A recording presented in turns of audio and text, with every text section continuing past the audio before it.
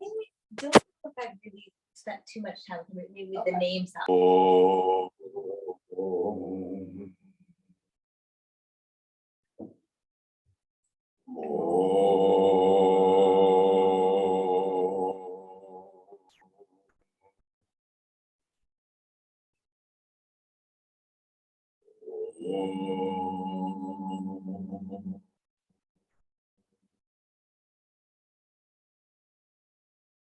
Gurur Brahma, Gurur Vishnu, Gurur Devo Maheshwaraha, Gurudeva Param Brahma, Tasmai Shri Gurave Namaha. Chinmayam Yapyat Sarvam Trailokyam Sacharacharam Tatpalam Darshitam Yena Tasmai Shri Gurave Namaha. Tvameva Mata cha Pita Tvameva Bandhushcha Sakha Tvameva Vedya Dravidam Tvameva Sarvam Mama Deva Deva Tvameva Sarvam Mama Deva Deva. Jai Guru. Om Sahana Bhavatu Sahana Bhunaktu Sahaviryam Karavavahai Tejasvinavadhitamastu ma vidvishavahai. Om Shanti Shanti Shanti.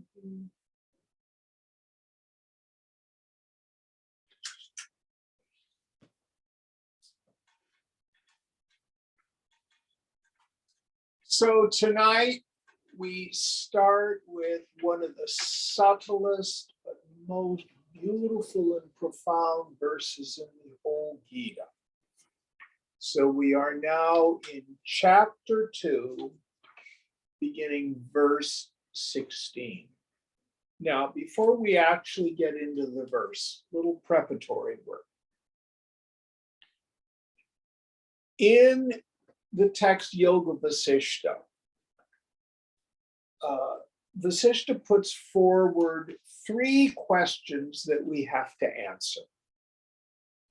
Who am I? What is this world? And how has it come about?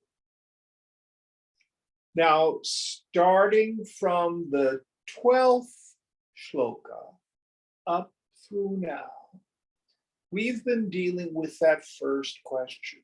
Who am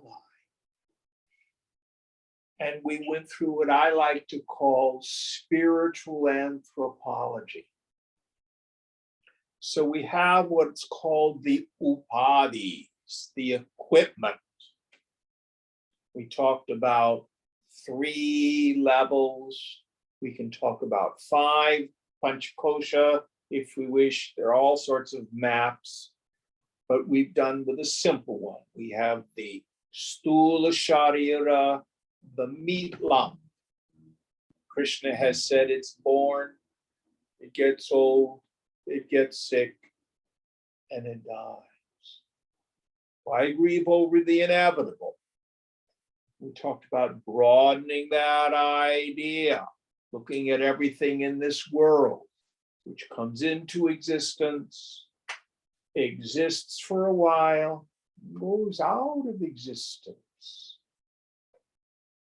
So as yogis, we meditate on the fundamental impermanence of everything. Most specifically, the body. Then we talked about the sukshma sharira, the subtle body. sometimes also called the antakarana, the inner equipment, sometimes called the jiva. Jiva comes from the root jivati, which means to live. It's usually translated as the transmigrating soul. So it's that which moves from incarnation to incarnation. It's our personality and its collection of all its traumas and joys through many, many lifetimes. So if you're dealing with, say, an abusive parent, what are you gonna do about the lifetime you were a lion and another male lion came and killed you as a cub? Or when you got eaten by a monitor lizard? You know, there's just memory and impression that goes back for millions of lifetimes. It's all there, right here and now, in the subtle body. In the karana sharira, in the causal body, as our vasanas. Now, what Krishna has said is that, as it were, has a relative reality. It exists for a pretty long time, but it is not eternal. Something there is, the true self, the Paramatma, that is birthless and changeless and deathless, which you and I experience as witnessing consciousness. We have these four great utterances called the Mahavakyas. Maha means great, Vakya means saying. And they have the totality of the teaching in them. First one, Prajnanam Brahma.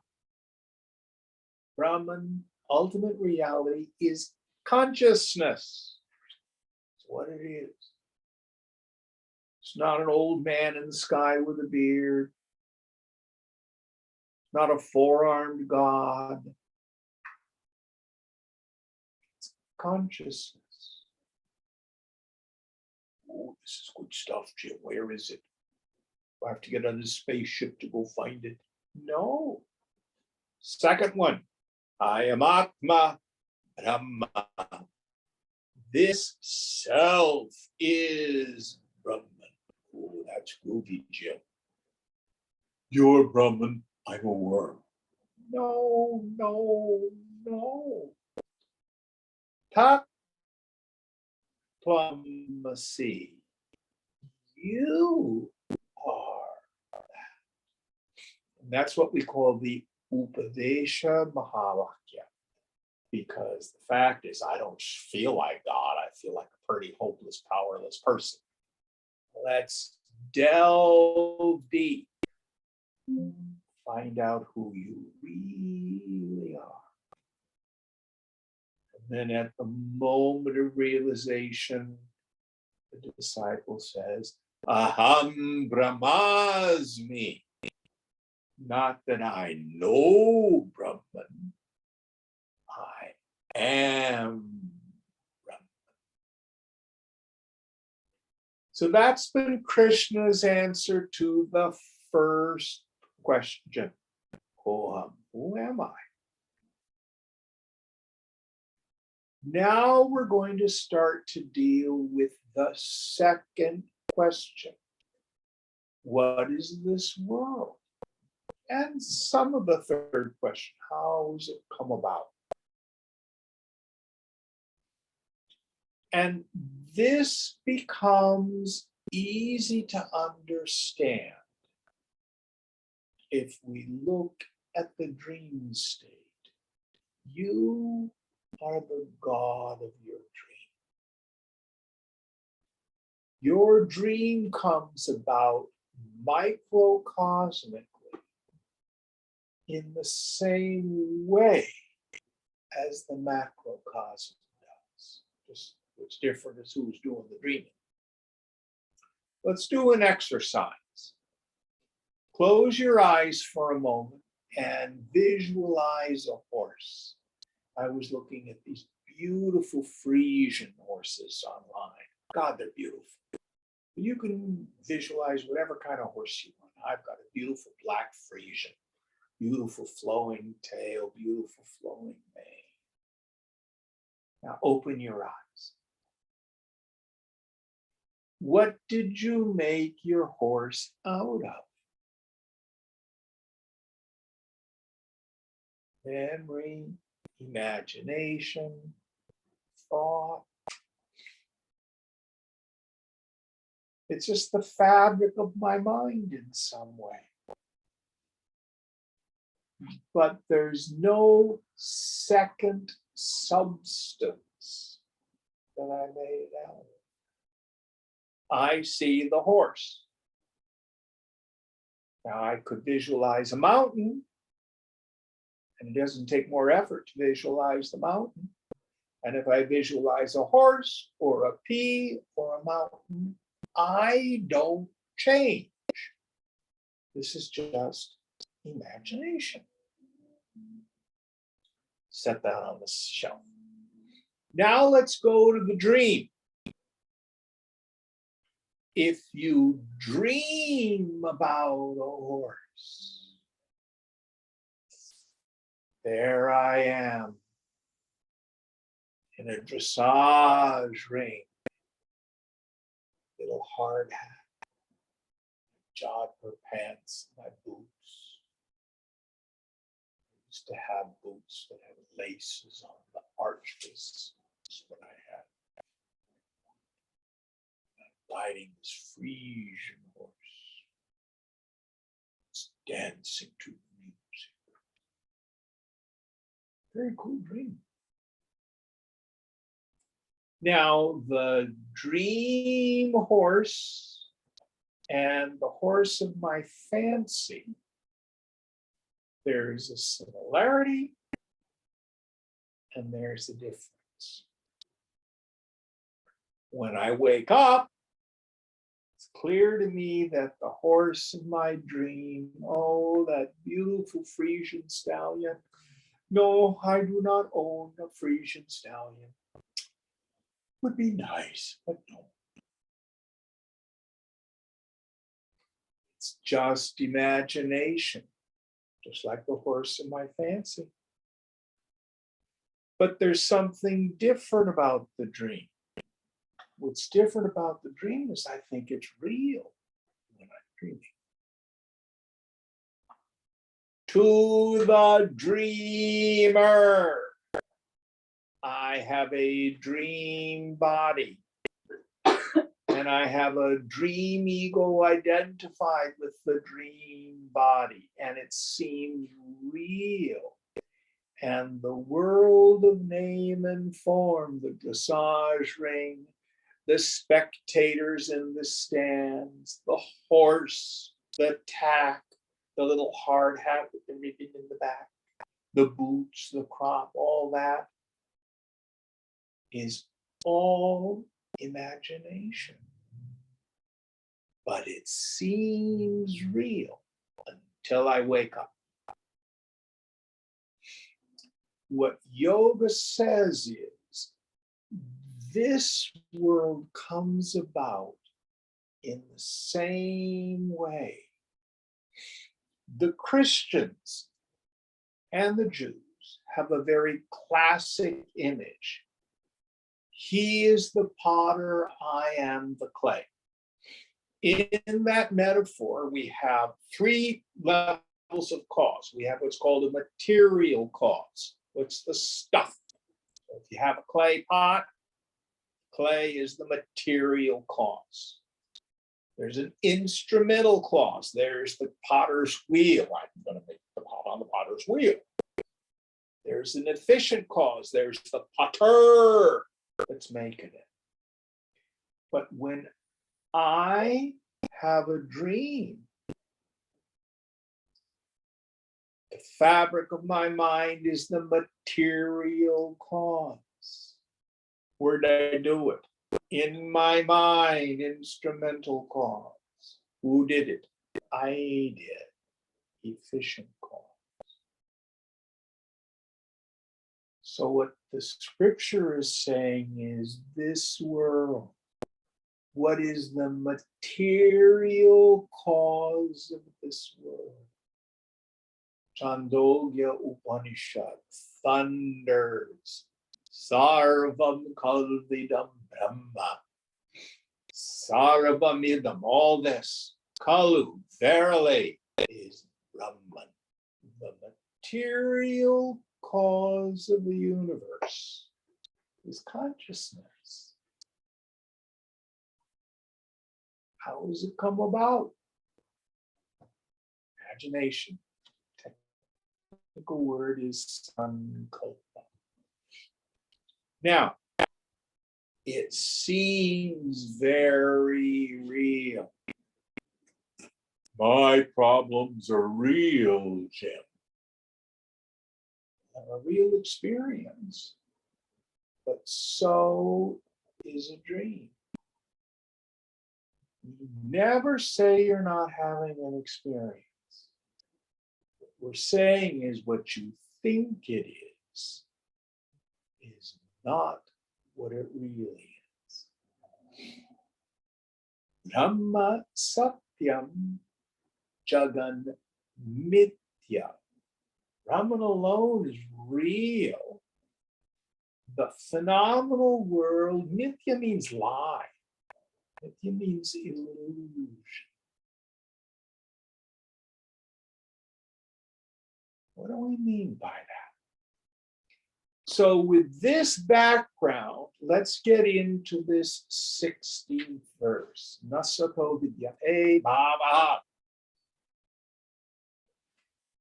Nasato vidyate bhavo, na bhavo vidyate satah, ubhyorapi drashto, ubhayorapi drashto nataha, tvana yostatvadashibhi.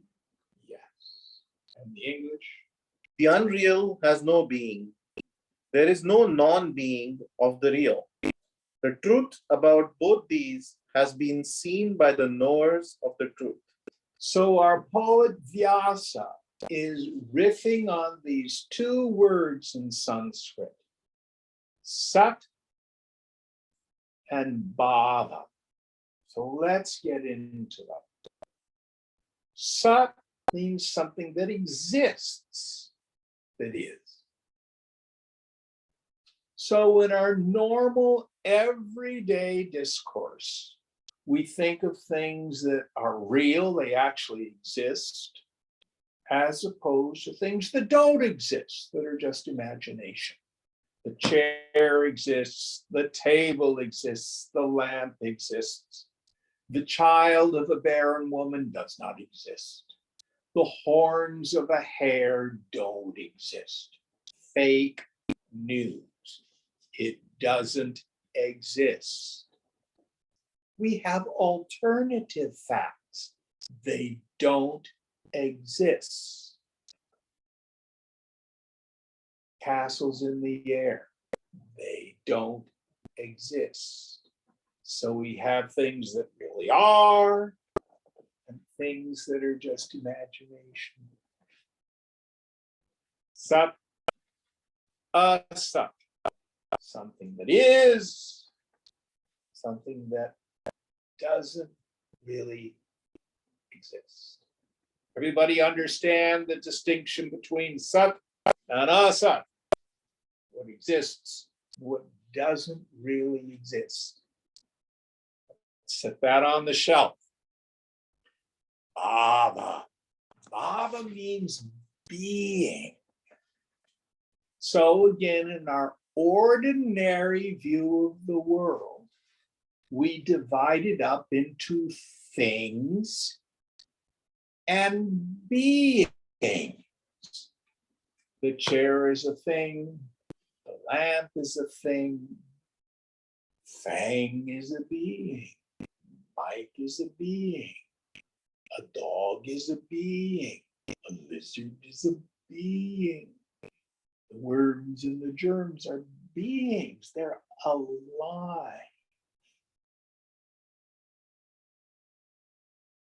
Do you understand this distinction between things and beings? Now, true story. When I grew up in Rolling Hills, suburb of Los Angeles, this was horsey country, kind of like West Marin is now.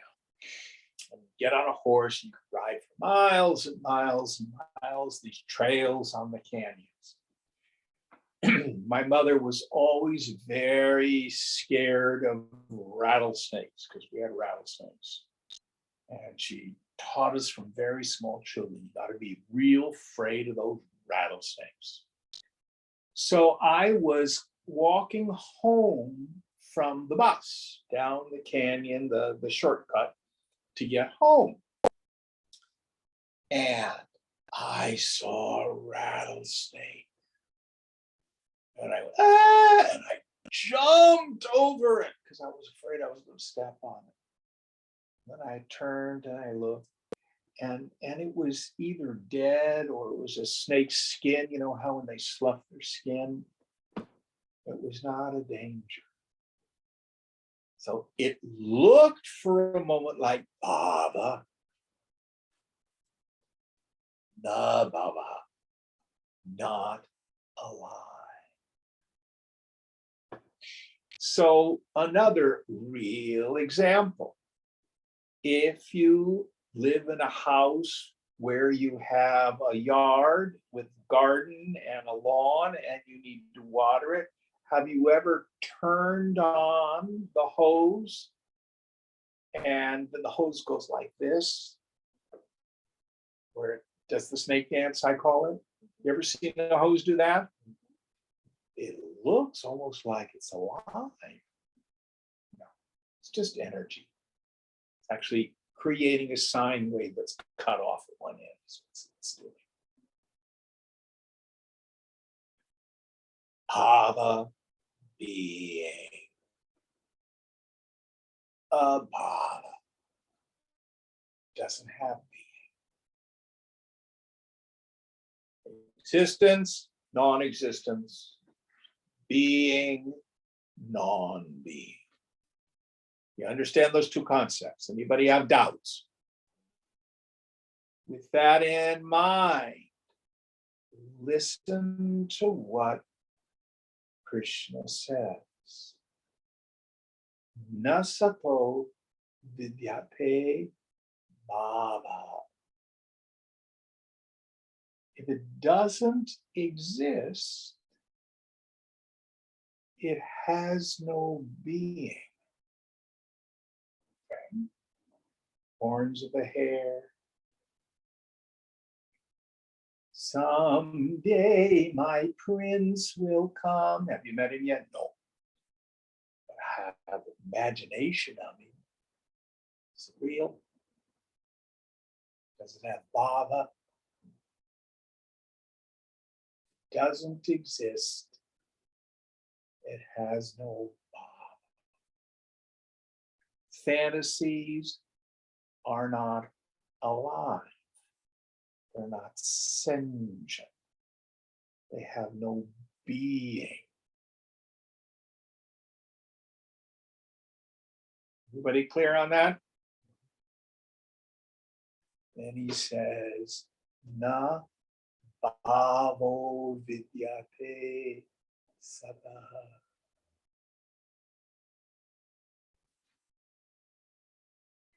If it doesn't have being,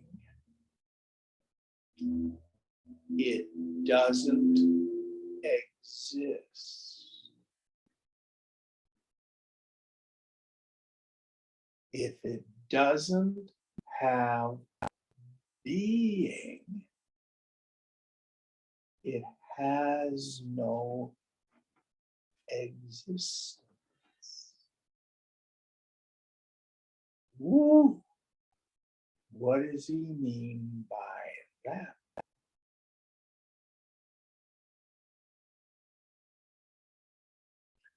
So, the phenomenal world of objects, emotions, thoughts, body, mind, intellect, even our vasanas, deep impressions, they have no bhava. They're not alive. They are not sentient. One thought can't see another thought. One feeling can't know my nose.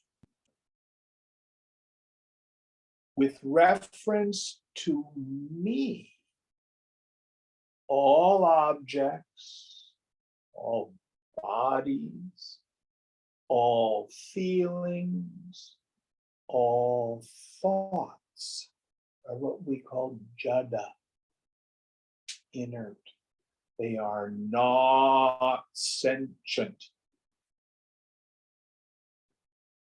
Only I is sentient.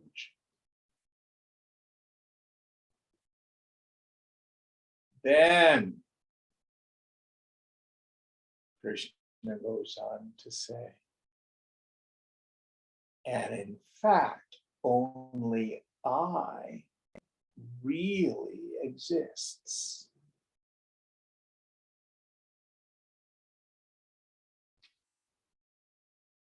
If it isn't sentient, it has no real existence. It's just imagined. So we're back to our exercise. I visualize the horse. I exist. I'm me. I am sentient. I'm a conscious being. In fact, I'm the conscious being. With reference to me, the horse of my imagination is asat, abhavacha. It is both non-existent and it's not sentient. Now, in the dream state, I think I am my dream body and I am riding a dream horse. And I see all the people in the grandstands. And I have my little riding costume. But in fact, even though it seems like it has such existence, on awakening, I see, no, it had no real existence. Even though the horse seems alive, the people in the stands seem so real and alive, it also has no bhava.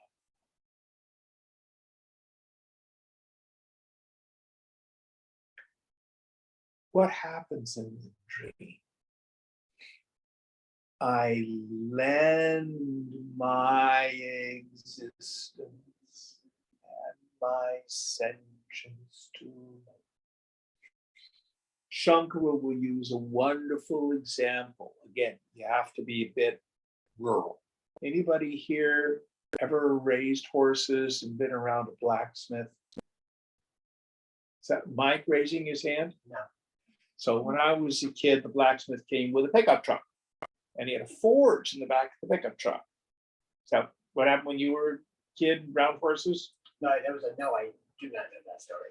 Okay. Yeah. So when he was called a farrier, he would shoe the horses. So what did he do? You know, he'd have these clippers and he'd clip the nails and pull the old shoe off.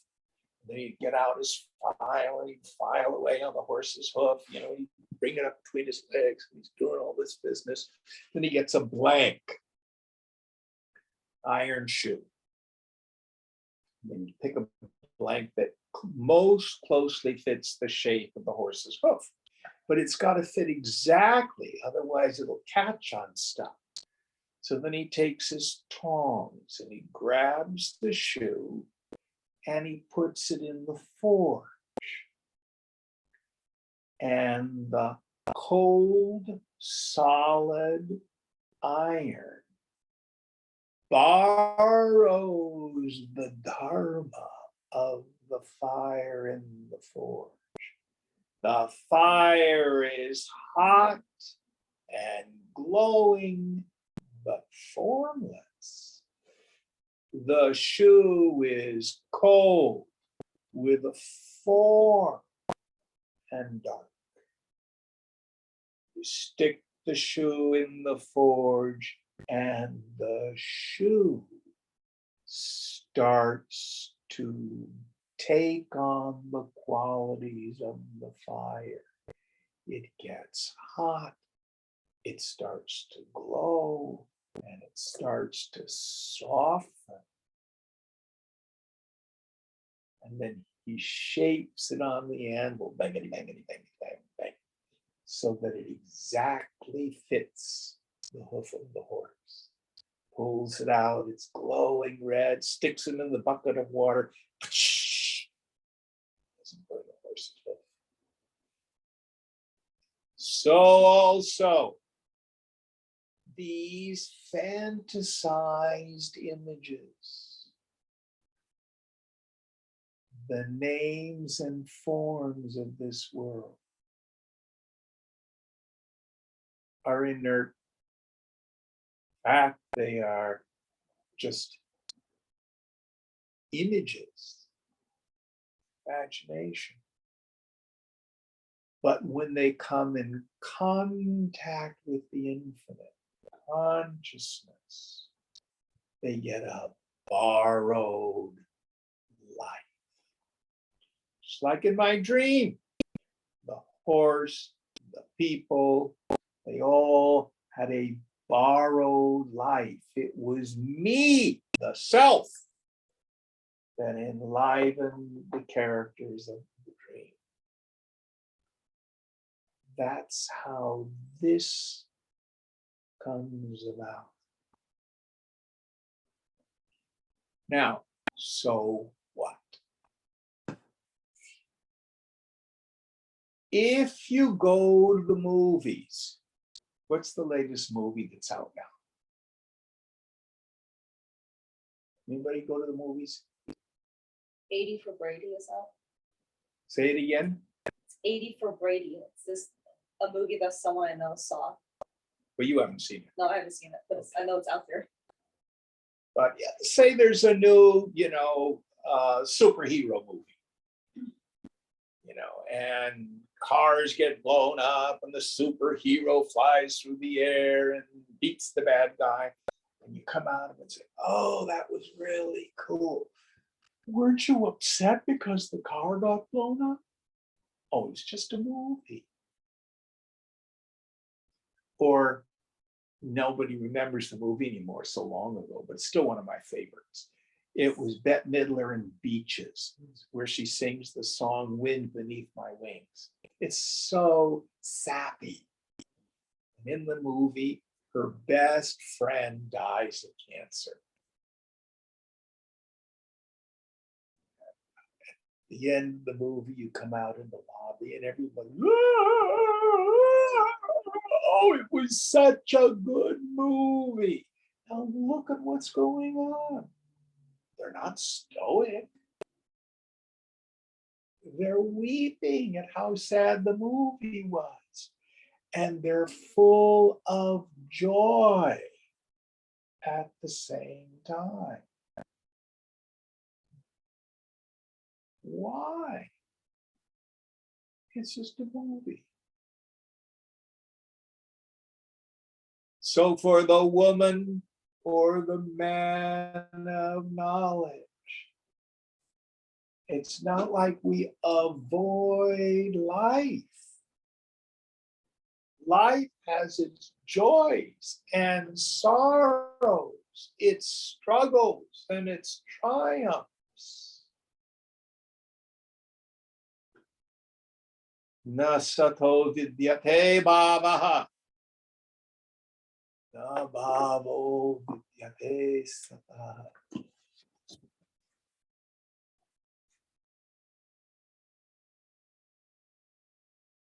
To the non-existent, there is no life, no being. If it doesn't have being, it has no existence.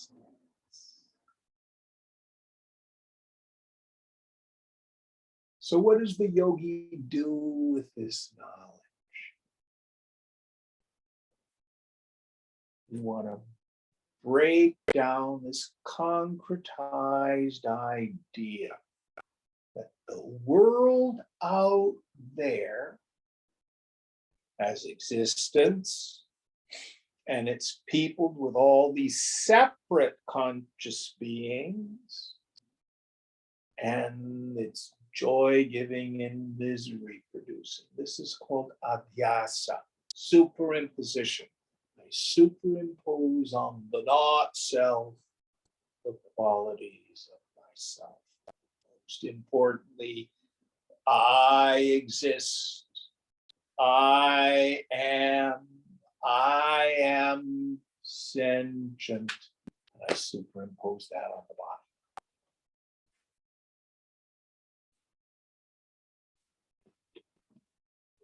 So those three questions I talked about at the beginning. Who am I? What is this world? And how has it come about? Who am I? I am Atma, Brahma. This self is Brahman. It's me. I am that ground of being. What is this world? Sarvam Kalvidam Brahma. All this, meaning the phenomenal world, is verily Brahman, meaning it's consciousness. But what about the people, places, and things in it? Brahma Satyam, Jagan Nitya. Brahman, consciousness alone is real, exists. Names and forms come about like characters in a dream. How do I determine that the dream is not real? Wake up.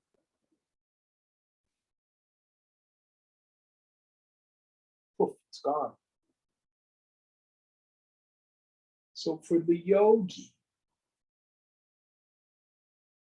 what we're endeavoring to do is to wake up from being awake. The buddhi, the subtle intellect, becomes buddha. When you talk about the Buddha, that's not his last name. It means the awakened one. Meaning we've awakened from this jiva bhavana, this feeling that I'm a person, that my body. This is me. This is an incredibly subtle and incredibly advanced shloka. If it's a struggle, don't worry about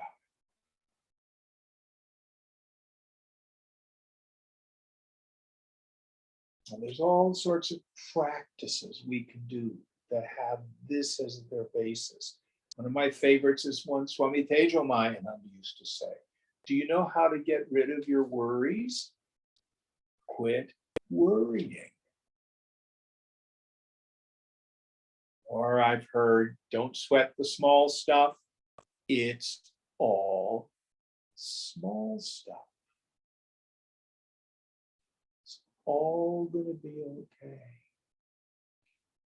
And then one of the last teachings of Ram Dass, even dying is completely safe.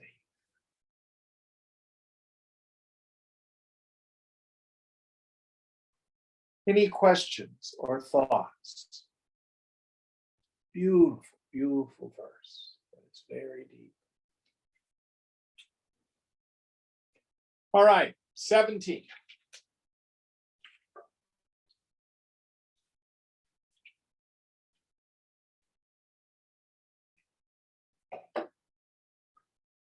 Avinashi tu tat tat vidhi yena sarvamidam tatam vinash vinash mavyasas vinash mavyayasya na kachit karmurhati. Know that to be indestructible, by which all this is pervaded. None can cause the destruction of that, the imperishable. Yes. So this term sarvam idam, literally all sarvam idam this, is shop talk. So we have jargon in this work. So for example, I'm a musician. So in music, we have Italian words that are shop talk. Oh, do this work allegro, and then that means fast. Or no, do it lento, that means slow, etc. In dance, and at least in ballet, they use French. So you say grand jeté, it's a big jump. You know, do a pirouette means a turn. So in the field of yoga, we have some technical terms. Sarvam idam. All this. It means the phenomenal world. So with that in mind, let's parse this in the light of our conversation on the prior shloka. Read the first idea for me again, please, Vinayak. Know that to be indestructible, by which all this is pervaded. Okay. So what do we mean by pervaded? Let's go back to our exercise of visualizing the horse. The horse does not exist apart from the fabric of your mind. If I'm dreaming I'm in a dressage ring with a Frisian stallion, I don't wake up in the morning with a horse in bed with me. The horse is pervaded by my mind. My mind is the support of it. So also, all this is pervaded by consciousness.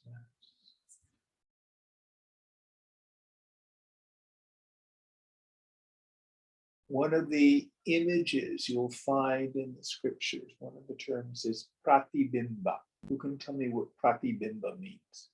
Reflection. Specific kind of a reflection. What's a bimba? It's a mirror. Pratibimba is the reflection in the mirror. So if you go into the bathroom and you see your image in the mirror pervades the image. You can make faces at yourself in the mirror. The images change, but the mirror is sthita, still. It undergoes no change. Going back to verse 16. Being you, a sensitive person. What do you mean? What is the essence of your personness? What's the essential you?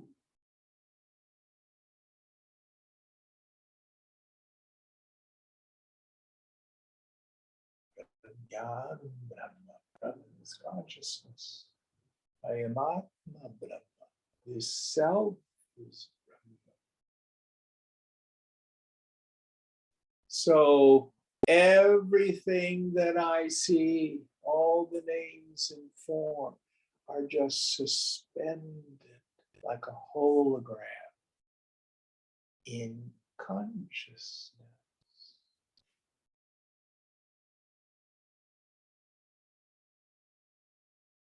And that is never touched. It is indestructible.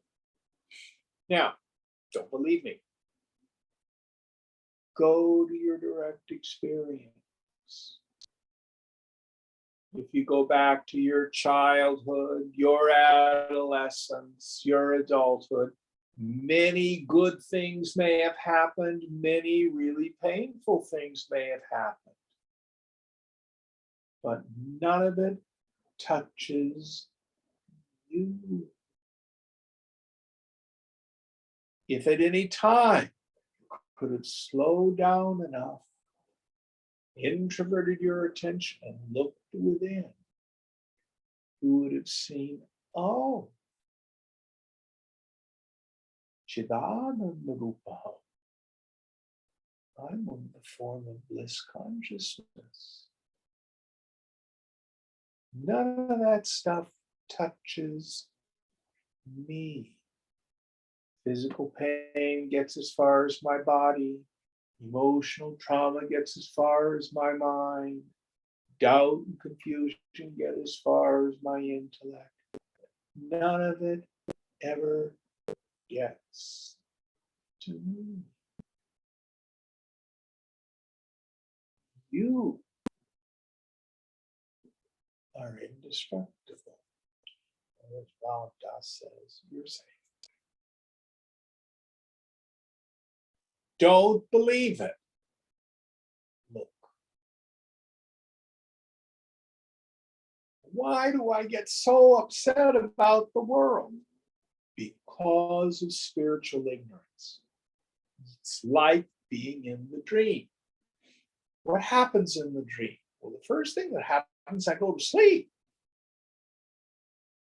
We could call that the non-apprehension of myself as the waker. Then when the dream projects the movie, it seems real.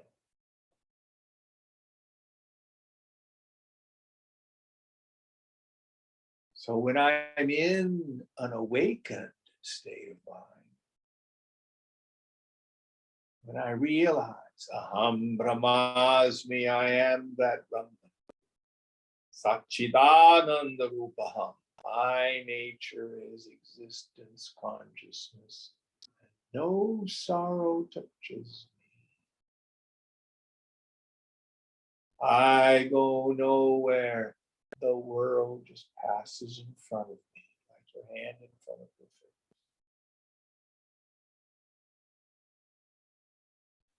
I is eternal, birthless, changeless, indestructible.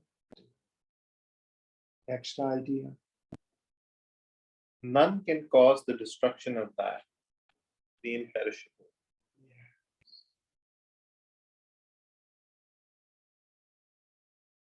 So I have a beautiful cashmere wool overcoat sitting in my closet for years.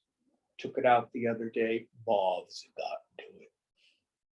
It's called Salvation Army or something. Doesn't touch me. The body's no different. Mind is no different. It's just like a suit of clothes.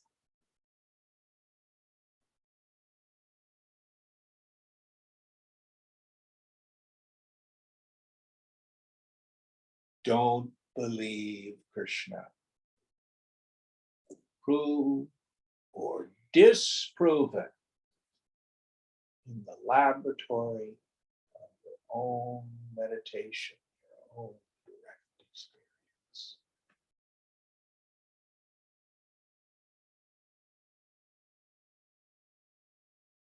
Next verse.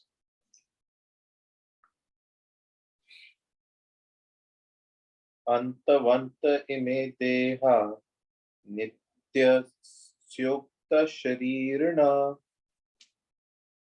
anashino prameyasya tas tasmadhyu tasmadhyudhyavasya bharata. They have an end, it is said, these bodies of the embodied self. The self is eternal, indestructible, incomprehensible. Therefore, fight, O Bharata. Yes. So, having a body is a sexually transmitted condition, and it's always fatal.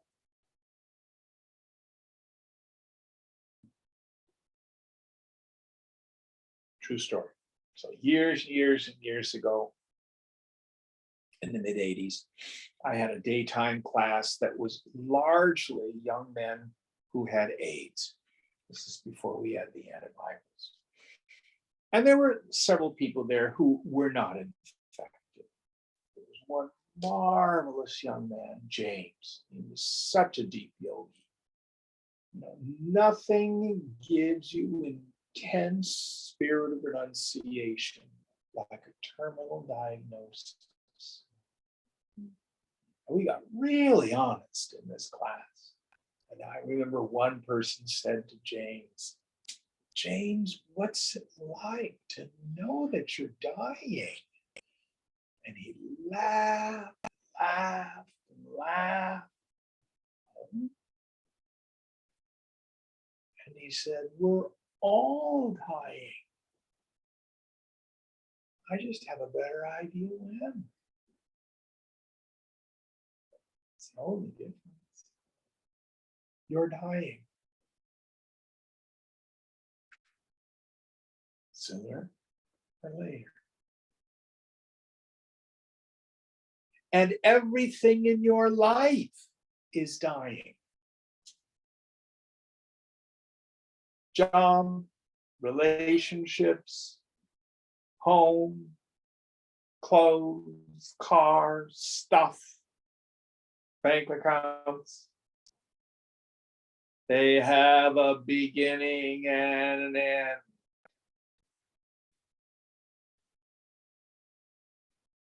The only constant in this world is change.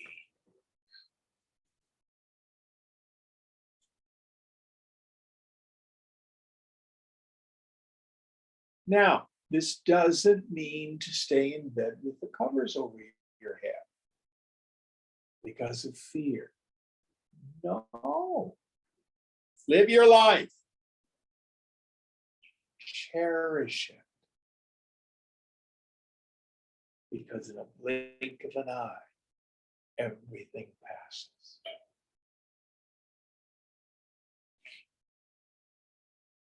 So the yogi finds that she can be a risk taker.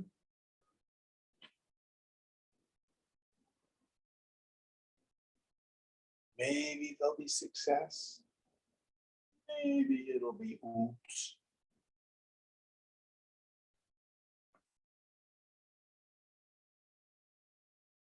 But she knows deep inside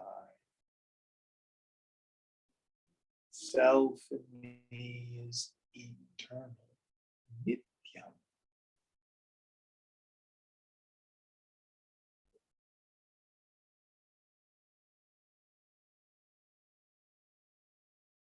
Any thoughts on this?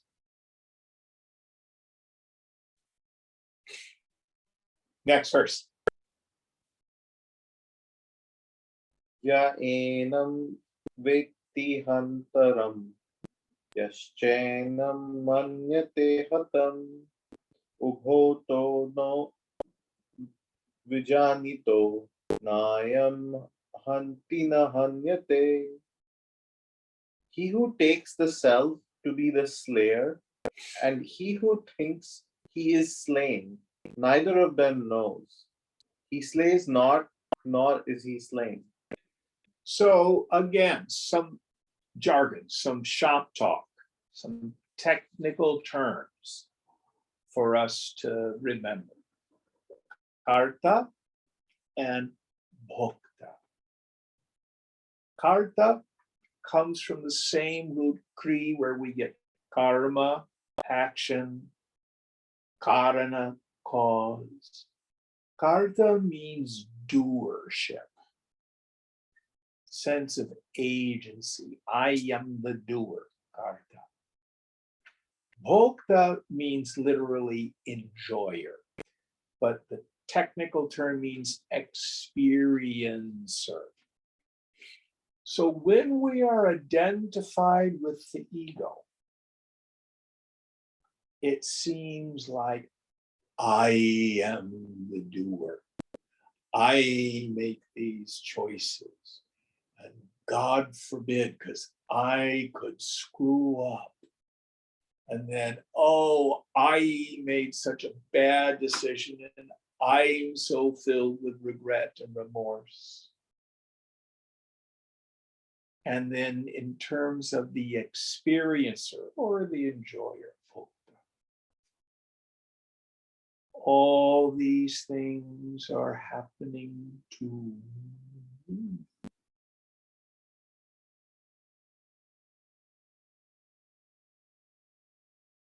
So it's like, true story. Got dressed, I was wearing a white t-shirt this morning. I'm drinking my coffee and I spilled coffee on my t-shirt.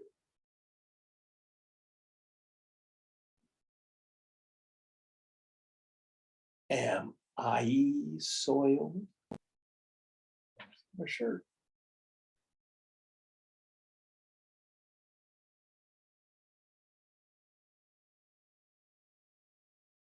So later on, he will use these dvandvas, these opposites, these pairs of opposites. Heat and cold, meaning everything that happens to the physical body. Sukham dukham cha, pleasure and suffering that happens to the mind. Siddha, asiddha, success and failure determined by the intellect. All this happens to the intellect. None of it touches the self does nothing.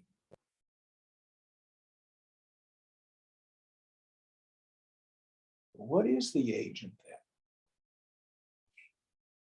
Here, he's using the poetry of the slayer and slain. Slayer means the karta, the doer. Slain means bhokta, the experiencer. Later on, he's going to say it is guna and karma that are the sense of agency, the karta and bhokta. What does that mean? Guna means the qualities of my mind. Karma means the force of my past. I think the best way to demonstrate it is this.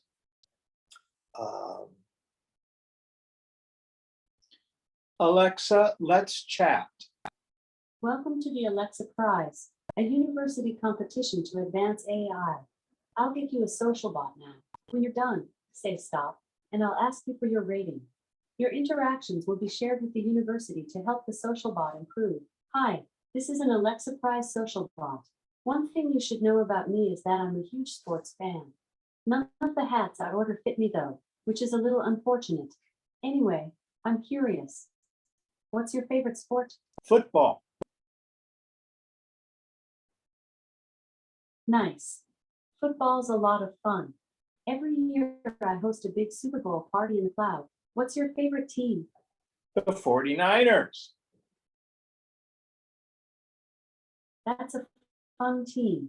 One of the perks of being connected to the internet 24/7 is that Alexa, stop. Is there Thanks any? for chatting. Quick question. Alexa, On a stop. Is there? Got it. Is To there? try another social bot, just say, let's chat.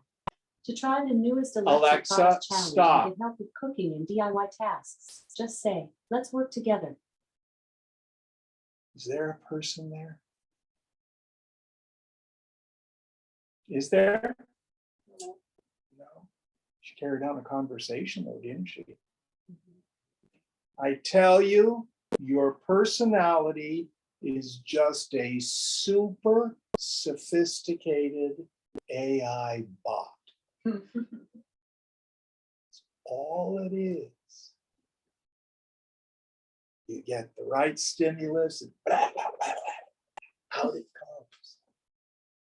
But there's no bhava there. There's no being there.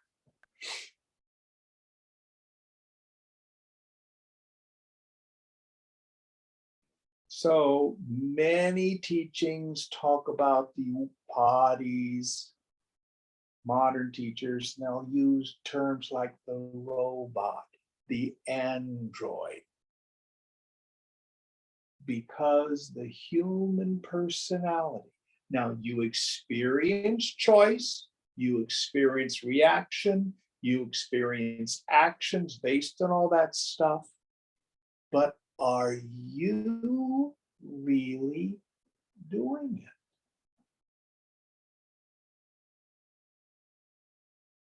Or are you just a sophisticated AI?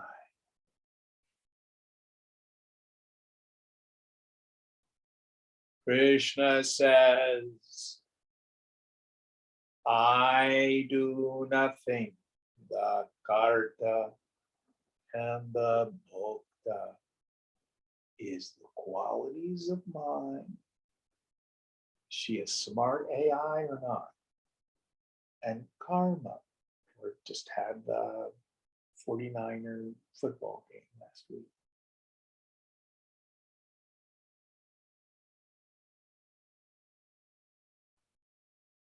So you're gonna do what you're gonna do. But there's no solid person there. But there is Uttama Purusha, an ultimate essence of personness, Purushottama, which is consciousness.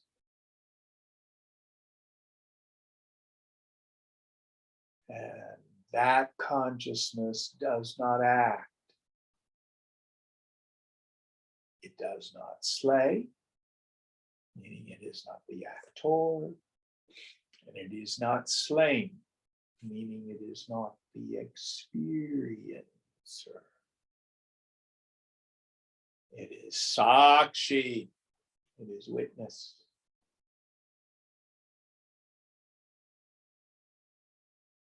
Chidananda Rupam, Shivoham, Shivoham. My form is bliss consciousness. Shiva, I am auspicious.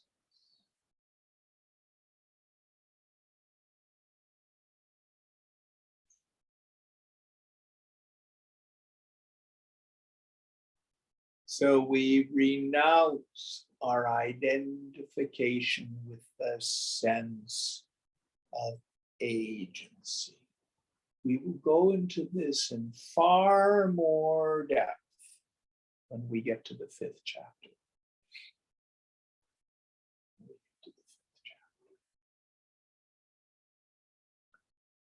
Any thoughts on this?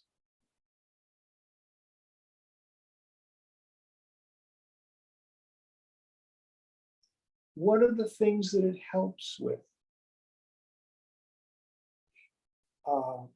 Shilpa, can we talk a little bit about your graduate school? Sure. So Shilpa was sharing with me that she's going to go off and get a master's degree. And she's shared with me 3 schools that you've applied to that you really want to go to. It was what, UPenn, Harvard, and Columbia, were those the 3? Yeah. Now, if you're a person in ignorance, which one should I go to? What if I make a mistake? Am I picked the wrong school? What am I going to do after school? Will it make a big difference if it's UPenn or Harvard or Columbia? Aren't those the kinds of thoughts that most of us have? What Krishna is saying is, trust your intuition, get all the information, and make a choice.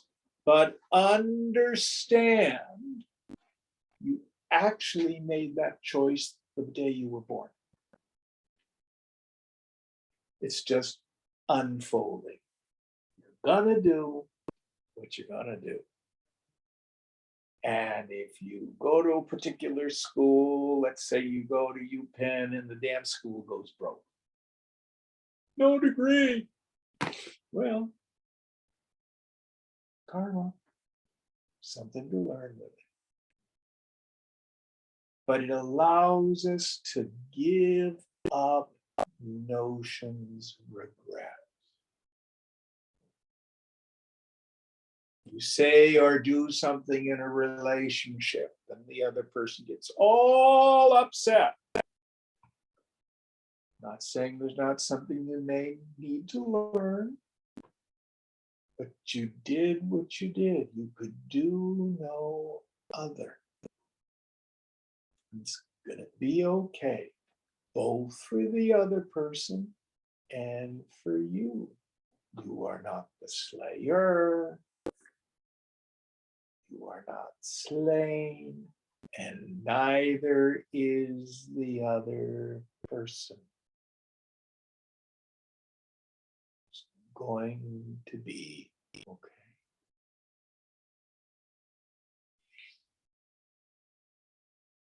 If you think you hurt or harmed somebody, do your best to clean it up, make an amends. Sometimes it's a value. Sometimes it doesn't change anything. Sometimes they don't want to hear us. But it is what it is. It's guna and karma, qualities of mind, force of the past, environmentally as well. This is a very subtle teaching. And again, we'll go into it more fully in chapter 5. Okay, we'll end here tonight. Om Purnamada Purnamidam Purnat Purnamudachyate Purnasya Purnamadaya Purnameva Vashishyate. Om Shanti Shanti Shanti. Hari Om. Sri Guru Pyo Namaha. Hari Om.